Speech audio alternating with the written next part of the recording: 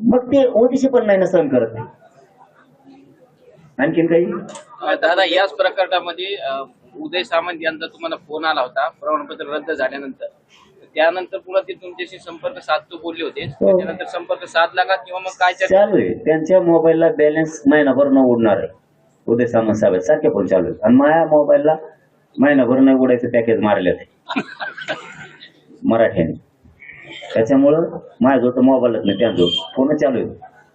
काल बावनकुळेंचा फोन आला,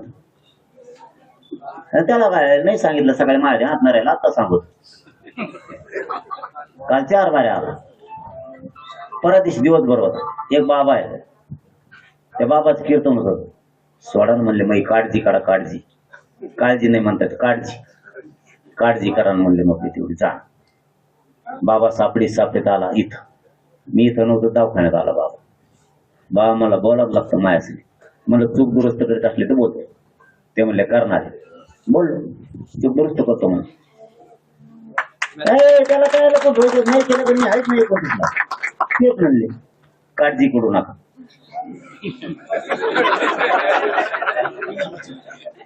आता व्यंगावर नाही बरं का. हा आता व्यंगावर बंद केलं. सुरू होऊ शकतं 28च्या नंतर. मग तर गुडगुड होणार, टांगळा नांगडा होणार. आता तरी थोडं आहे. आता शब्द दिलेला पाळायचा असतो. मराठीवर संस्कार आहे. त्यांना एका शब्दानं दुखवणार नाही व्यंग. पण बाकीचं रद्द केलेलं याच्यात सोडणार नाही, अजिबात सोडणार नाही. त्यांनी काल सांगितलं, परवा बी सांगितलं. परवा बी आलतो आहे ना,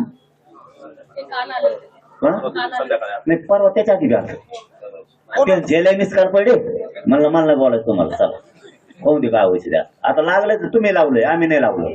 वाद तुम्ही लावलाय, म्या नाही लावला. आता निपटायचा तुम्हीच, मी काय बोललो नाही. पण काही काय असतं आपल्या वारकरी संप्रदायाचे संस्कार, ते म्हणले आमच्यासाठी तरी मान ठेवा. म्हणलं दुरुस्त करत असले चूक तर बोलतो. ते म्हणले हो चूक दुरुस्त करायचं तो म्हणले म्हणून बोला म्हणले. म्हणलं घ्या मग. म्हणलं रेडे का म्हणू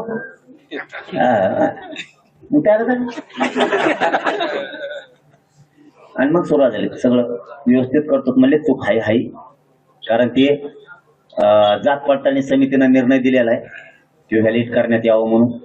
त्यामुळं व्हॅलिड करता यावं घेऊन निर्णय बदलता येत नाही म्हणे. आणि ज्यांचे व्हॅलिड केले त्यांचं रद्द नाही करता येत. त्यांनी सांगितलं दुरुस्ती करेल. मी काय नाव ठेवू? नाही नाव ठेवणार. बावनकुळे साहेब नाव ठेवणार नाही. चूक दुरुस्त केलं नाही केली, बाजार उठला म्हणून सांगायचं. हा नाही बाबाचं कसं बाबा मागं लफडं लागलं तुमच्या पुन्हा ते बाबा म्हणून काय होमवर्क झाले वा मग उगाच गेलो तिथे आयला वैताग झाला. बरं बाबा बी एक नाही दोन येत. पहिल्या दिवशी एक बाबा आले, हा त्या बाबाचे बी मला मान ठेवावा लागला. काल एक आले, परवा एक आले, काल एक आले. दोन्हीचा मान ठेवावा लागला. ते बी दोन्हीकडे शब्द मात्र तेच होता, बोलतो पण दुरुस्त करत असले तर. आता भाजप 58 लाख नोंदीचे प्रमाणपत्र घेणार. सरकारला ते द्यायचं नाही, त्यांना माहिती आहे पक्का आरक्षण आहे. मराठा समाज याच्यातून आरक्षणात चाललाय. नोंदी मी शोधलेला नाही. शिंदे समिती राज्य सरकारनं गठीत केलेली तिने शोधलेल्या नोंदी आहेत. फारशी मोडी लिपी उर्दू आम्हाला लिहिता येत नाही. त्यांनी रेकॉर्ड शोधलाय हैदराबादला पण जाऊन आणि महाराष्ट्रात. मला 58 लाख नोंदीचे प्रमाणपत्र मला 58 लाखाचे पाहिजे. ज्यांच्या नोंदी सापडल्या, ज्यांनी कुणबी प्रमाणपत्रासाठी नोंद सापडल्यावर अर्ज केले त्यांचे पण प्रमाणपत्र पाहिजे. ज्यांचे प्रमाणपत्र निघालेत व्हॅलिडिटी टाकले पण व्हॅलिडिटी देत नाहीये त्या व्हॅलिडिटी पाहिजे. ज्यांनी अर्ज केलेत व्हॅलिडिटीला फक्त मी त्यांच्याबद्दलच बोलतो, नाही केल्यावर व्हॅलिडिटीची कुठून अर्ज नाही केल्यावर. समाजाच्या लोकांना चौथा मुद्दा, हैदराबाद गॅजेटनुसार अर्ज केलेले असतील ते प्रमाणपत्र द्यायला लावणार. ते काढलेले प्रमाणपत्र त्यानुसार कोणी व्हॅलिडिटी टाकेलं असलं तर ती व्हॅलिडिटी घेणार. तुम्ही हैदराबाद गॅजेटनुसार अर्जच केले नाही, प्रमाणपत्राचीच मागणी केलेली, तर मी प्रमाणपत्र कुठून द्या म्हणणार एक. आणि जर प्रमाणपत्र हैदराबाद गॅजेटनुसार काढलेत आणि व्हॅलिडिटीला मात्र तुम्ही टाकलंय, व्हॅलिडिटीला मात्र तुम्ही टाकलंय. तर ते कसं घेतलंय ते मी बघू. टाकलेलंच नसेल तर मी कसं द्या म्हणणार. हे झाले मुद्दे. हैदराबाद गॅजेटनुसार प्रमाणपत्र मराठवाड्यातल्या संख्याप्रमाणे द्यायला लावणार. मुद्दा झाला 6वा. आता 7वा की कोल्हापूर, सातारा संस्थान, औंध, पुणे आणि बॉम्बे गॅझेटियरचा GR काढून अंमलबजावणी लगेच करायला लावणार आहे. नंतर फंतर नाही. EWS, ACBCच्या आणि ESBCच्या ज्या पोरांच्या निवडी झाल्या त्यांनी अर्ज घेऊन अंतरवाली यायचंय. नाही आले तर पुढे जबाबदार मी नाही. ते सगळ्या पोरांना नियुक्त्या द्यायला लावणार. बलिदान गेलेल्या कुटुंबाच्या नोकऱ्यापासूनचा कुठलाही विषय शिल्लक आता ठेवणार नाही कोणाचाच. त्या GR नुसार त्यांना सगळ्यांना घ्यायला लावणार आहे. अण्णासाहेब पाटील विकास महामंडळाच्या अंतर्गत ज्यांना ज्यांना कर्ज वाटप झालंय त्यांना व्याज परतावे दिले नाही त्या सगळ्या पोरांनी यावं. कारण सरकारचं म्हणणं आहे व्याज परतावा थांबलेला नाही. मला दाखवू द्या सरकारला, सोक्ष मोक्ष करू द्या ना. ही आत्ता टाक म्हणजे पोरांचे गळे मोकळे होतील. सारथी मार्फत कोणत्या योजना बंद केल्या आणि कोणत्या सुरू बंद केल्या तर सुरू आहे. पंजाबराव देशमुखांच्या शिष्यवृत्तीचा काय विषय तेही पोरांना इथे येऊन सांगावं. मी जागावर सगळा तुकडा पाडून घेतो. अशा ज्या सगळ्या मागण्या आहेत. छत्रपती शिवरायांचा देशाच्या याच्यातून नकाशा हटवलाय. मग आमचं म्हणणं आहे तो कस का हटवला गेला. राज्यात केंद्रात तुम्ही आहे तो कस का बसत नाही पुन्हा. माझं याला जोडून पण म्हणणं आहे. म्हणजे हे मागण्याच्या व्यतिरिक्त पण आहे पण सत्याला धरून आहे. जर नसरापूर घटनेचा 2.5 महिन्यात निकाल लागू शकतो. लेख ही लेख असली पाहिजे, तिच्यात भेद नसला पाहिजे. मग मालेगावच्या लेखीचा तसाच का नाही न्याय लागला. संतोष देशमुखांचा न्याय तसा का नाही लागला. याच्यात तुमचं आमचं तर काही नाहीये ना. अन्याय अत्याचार झालाय इथं तुमचं आणि आमचं. मागचे कोण रे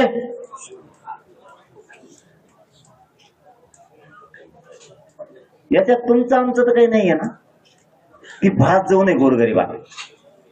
संतोष देशमुखांची, महादेव मुंडेंची सुद्धा त्याच पद्धतीनं क्रूर हत्या झाली. त्याच पद्धतीनं झाली. नसरापूरच्या लेखीचं जे वय आहे तेच वय मालेगावच्या लेखीचं पण. तिथं कस का आणखीन फाशीच्या शिक्षापर्यंत निकाल जात नाही. नसरापूरच्या लेखीला न्याय मिळालाच पाहिजे. आम्ही सगळे मागे पण मालेगावचे सुद्धा लेखच आहे. हे धोरण काय हे नाही कळत. जाऊ द्या विषय भरकटू नाही. सत्य आहे ते बोलल्यावर खूप लागतं पण मी जातीच्या बाजूने आहे. मला याच्या बरोबर एक निकाल पाहिजे. बावनकुळ्यांनी शिरसाटणी प्रमाणपत्र रद्द केले कसं काय झालं असं. शिंदे मंत्र्याच्या हाताने असं काम का करायला लागले. ज्या शिंदेना एकनाथ भाई म्हणत होतो आणि प्रमाणपत्र व्हॅलिडिटीचे रद्द कसं काय व्हायला लागले. बावनकुळ्या प्रमाणपत्र जर हस्तक्षेप करता येत नाही ते एन्डोर्समेंट करून पत्र देतो कसं काय. ही मराठ्यांच्या नेत्याचा सरळ अपमान. तुमच्या नाकावर टिचून बावनकुळे जर प्रमाणपत्र रद्द करायच्या शिफारशी करीत असत, 1700 लोकांचं जर वाटोळ करीत असत तर ही मराठ्याच्या जेवढे महाविकास आघाडीत नेते आहेत ना यांचा सरळ अपमान. यांनी उद्यापासून वर मान करून चालू नये, खाली मान घालून चाला. आम्हीच त्यांना मराठ्यांचे लेकरं उचलणार आहेत, दुसरं कोणी नाही. तुमच्या शिंदेच्या ऑफिसमध्ये गपचिप येऊन कोण भेटत ते तुम्हाला कधीच उचलणार नाही. त्यांना तिकडून भाजपने सोडल्यामुळे इकडे गळ धरली त्यांनी. कारण यांना जवळ फडणवीस करत नाही, जे आहे तेच बोलणार. मग यांनी आता शिंदेचे पाय धरायला सुरुवात केली. गरज तर शिंदेच्या विरोधात पण ओकायचे, मराठ्यांना सुद्धा सोडायचं नाही. मराठ्यांच्या जितक्या खालपर्यंत जाता येईल, जितका काळजाला हात घालता येईल तितका घालायचा, पण शिंदेच्या ऑफिसमध्ये मात्र जाऊन बसायचं. कारण फडणवीसांनी यांची पुरी चालवळ केली. यांची लेवल किती आहे. फडणवीसांनी जे ओबीसीचे नेते हाताखाली धरायचे ते धरून ठेवले. यांना पुन्हा पायरी आपली चढू द्यायची नाही. त्यांची पोत फडणवीसांनी पूर्ण ओळखलेली, जे सत्य आहे तेच या ठिकाणाहून बोलतो. म्हणून त्यांनी दुसऱ्या वाटा चापायला सुरू केल्या. तर मग शिंदेची वाट सापडली. शिंदेना यांनी कधीच वैभव मिळू दिलं नाही, कधीच मोठं होऊ दिलं नाही, कधीच. मराठ्यांच्या पोरांनी अजितदादांना आणि शिंदेना तळातार उचलले. मराठ्यांचे शत्रू यांच्या घरात आसरा कस काय घेतील. मी त्याच वेळेस सांगितलं होतं, शिरसाटणी प्रमाणपत्र रद्द करू नका बरं का. 2 महिन्यापूर्वी सांगितलं. हे पहिल्यांदा मीडियात सांगताय मी.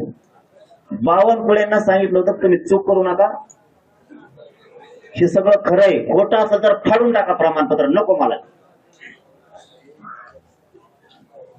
त्यांना लाडभाऊनी फोन केला बावनकुळेला की त्या मोडी लिपीच्या नोंदी रद्द करू नको बरं का, या टोळीचा आहे पडलीची आहे.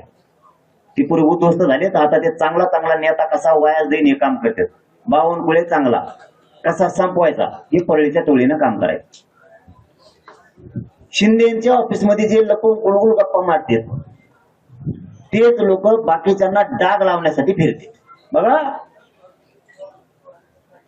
त्यांच्याकडे चाणक्य नीती पडलीच्या टोळीने शिकलेली त्या 2-3 जणांना. मराठी कधी हुशार होणार आहेत मला नाही. ते डाग लावायसाठी जवळ जवळ उभा राहतात, मग ते येते फोटो. आणि त्यांनी ते बरोबर ठरवलेले. आणि ही डावळ केला फडणवीसांनी. ते म्हणले पुन्हा याला जवळ करू नका. मग यांनी अजितदादा सापडायला सुरू केले, मग शिंदे साहेब सापडायला सुरू केले, मग बारामतीतच जाय याव कर त्याव कर. ही डाग लावायची पद्धत आहे. मी सांगितलं होतं लाडभाऊला की बावनकुळेंनी असं असं पत्र दिलंय, मला हे माहीत झालंय, तुम्ही ते पत्र पडलीच्या मान्यवर आहे बरं का. राजकारणासाठी माझ्या लोकांचा बळी देऊ नका. त्या राजकारणी 2-4 रद्द केलं नाही, पुरं वाटोळा होत्या. सांगता का तुम्ही, मी अंतर्वलीतून सांगतो. बाकीच्या लोकांचं वाटोळ होणार नाही, गरीबाचं. हे आम्ही देतो एक सरकार. काही घेणं नाही आम्हाला राजकारण्यात, काही घेणं नाही. त्यांचे प्रमाणपत्र रद्द करा नाही तर सुरू ठेवा, काही घेणं नाही. आज दही अंड्याच्या गावात 3,500 मराठी आहेत. त्यांचं वाटोळ होणार नाही का सरकार आम्ही घेतं का. काढी लागून त्या राजकारणात काही घेणं नाही मला. मी तराला का लागलोय त्याच्यामुळे बाकीच्या पोरांचं वाटोळ होणार. तुम्ही बोडखेंचं रद्द केलं, तिथले 600 लोक आहेत बोडखेंची. गरीबाला काही होणार नाही का राजकारणात होती वाटलो. तेच बीडचा विषय माजलगावचा, बाकीच्यांना काही होणार नाही का. 1700 लोक आहेत तिथं, त्या आंबोरे आडनावाचे. तिथंच ते काय नाव आहे त्याच पुरण्याचं गौरचं पारवे वाटोळ होती. बाकीच्या पारवेचं काय नाही होणार, नाही होणार. काहीच घेणं नाही मला म्हणतो राजकारणाचं. तर काय बोलू आणखी, काहीच देणं घेणं नाही मला राजकारणाचं. कोणा जर वाटत राजकीय पत्र रद्द झालं मुंजारे पाटील हे करायला, काय देणं घेणं नाही. माझ्या गरीबाच्या शिक्षणाचा नोकरीत वाटोळ होणार नाही की आम्ही तुमची नाही. मग घेऊ डावे बर. मी तुम्ही 5 मिनिटात म्हणले तरी शिरीष विषय आला म्हणून सांग. बैठक झाली, नेमकं काय निर्णय झाला. 29 सगळे जेवढे मराठ्यांचे अभ्यासक आले होते राज्यातून त्यांच्याशी चर्चा केली. हैदराबादच्या JR मध्ये काय बदल करायचा आणि सातारा संस्थान, कोल्हापूर संस्थान, पुणे, औंध आणि बॉम्बे हा JR कसा काढायचा याच्यावर चर्चा झाली. SOP मध्ये काय बदल करायचा यावर चर्चा झाली. दादा या सगळ्या चर्चेमध्ये नेमकं काय निष्पन्न झाले चर्चेमध्ये नेमकं काय ठराव घेतले तुम्ही. काय साधक वादक चर्चा. मग आता दुसरं काय सांगू. हैदराबाद गॅजेट मध्ये काय बदल करायचा कोणाच सांगा.